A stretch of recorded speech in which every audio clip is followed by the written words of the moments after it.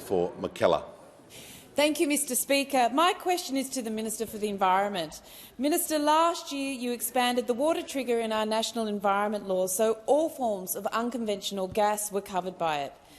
Gas company Tamboran has approval from the Northern Territory Government to start gas fracking in the Beetaloo Basin. The new water trigger very likely applies to that project, but Tamboran has not referred it to you for assessment. Minister, why haven't you used your powers to call in the Tamboran project for assessment? Thank you. Give the call to the Minister for the Environment and Water. Thank you so much, Mr Speaker, and I want to thank the member for Mackellar for her question.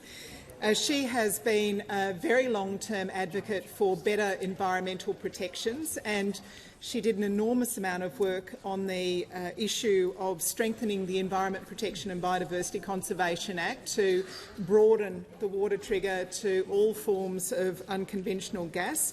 And I thank her for her support of the government's first tranche of changes to the Environment Protection and Biodiversity Conservation Act, which passed this parliament at the end of last year, including the water trigger, but also, of course, establishing the nature repair market.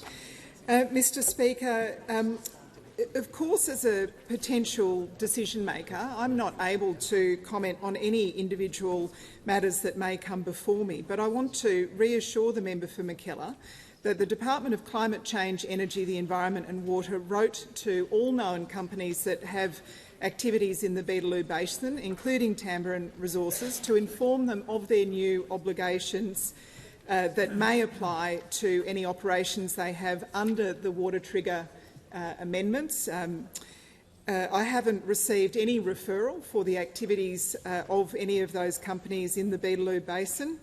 As a potential decision-maker, as I say, it's not appropriate for me to offer commentary on any particular project, but because the member for Mackellar and a number of members on this side have raised concerns, I have asked my department to provide advice to me to assure me that all companies that are operating in the Beetaloo Basin are complying with their obligations under the expanded water trigger.